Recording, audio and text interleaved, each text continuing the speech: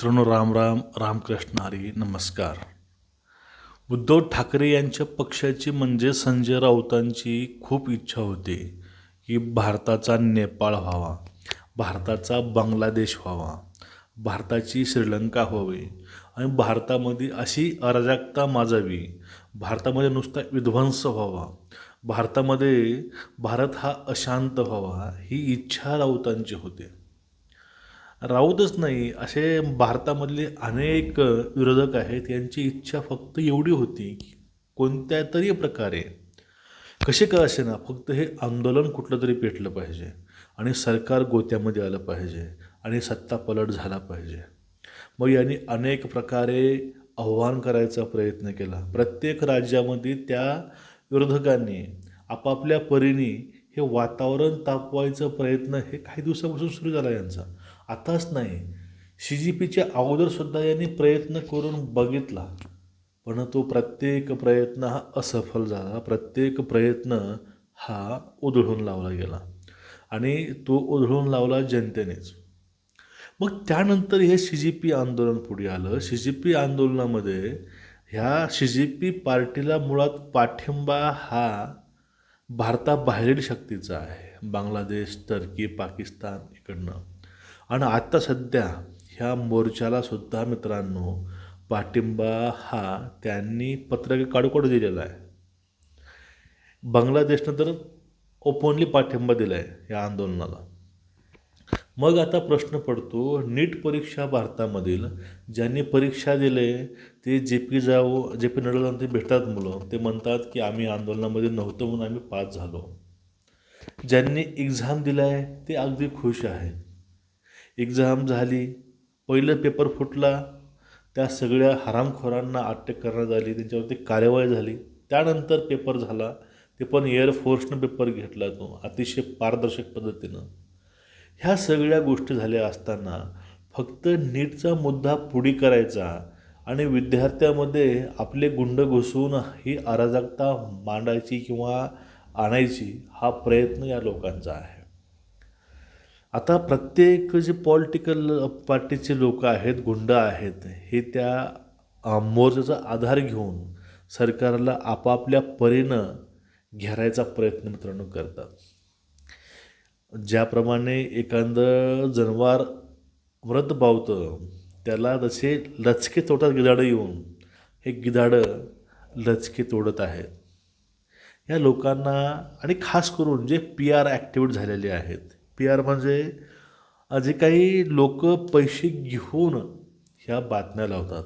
समजून घ्या, आता माझं चॅनल आहे, मी चालवतो, मी मीडियावरती आहे, मग ह्या गोष्टी सरकारच्या विरोधावर दाखवण्याकरता पैसे मिळतात आणि हे 4-2 पैशापायी नतभ्रष्ट हे यूट्यूबर्स, सोशल मीडिया ॲक्टिव्हिस्ट या ठिकाणी आपली जी काही नीतिमत्ता आहे ह्याला लावून हे लोक असे व्हिडिओ करतात मित्रांनो.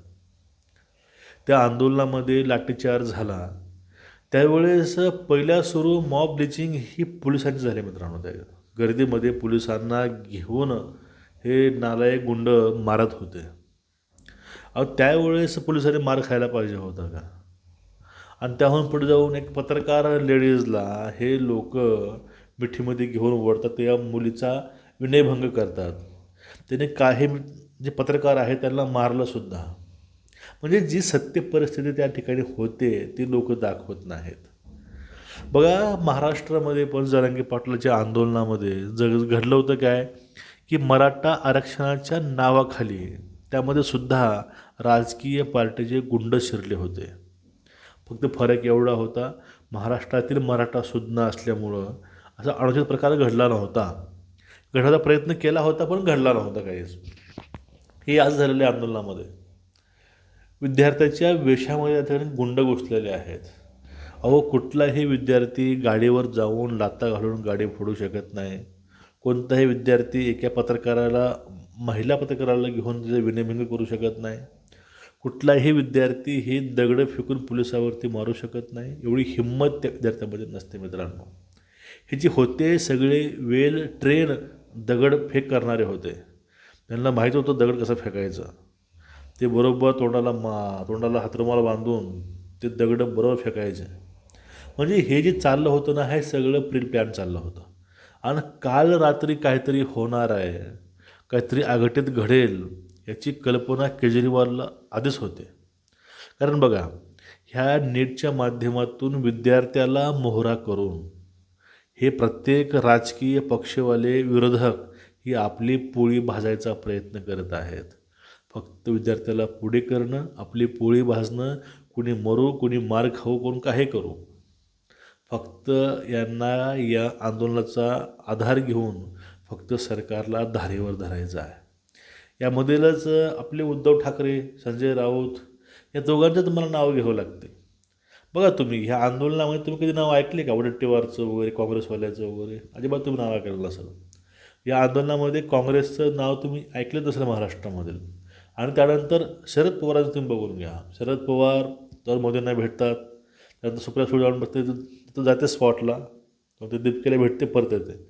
पण त्यांचं त्यामध्ये जास्त सहभाग नाही, कारण या सगळ्यांना माहिती आहे हे चाललं आहे ते बरोबर नाही. आणि हे आता चालू आहे, चालेल, पण ज्यावेळेस हे आंदोलन संपेल त्याचा जो काही इफेक्ट होणाऱ्या लोकांवरती, त्या गोष्टी बाहेर येतील, त्या गोष्टी शासन, NIA, IB बाहेर काढेल, त्यावेळेस यांच्या पायाखालची जमीन मित्रांनो सरकणार आहे.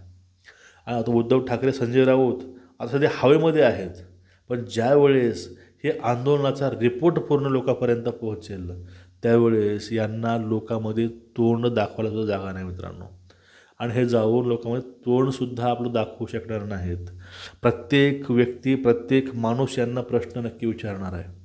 आज जी अवस्था ममताच्या तिथल्या लोकांची आहे बंगालच्या, अशीच अवस्था यांची होणार आहे. यांना तोंड लपवून फिरावं लागणार आहे, एवढं लक्षामध्ये ठेवा. तुमचं मत नक्कीच व्यक्त करा. नमस्कार.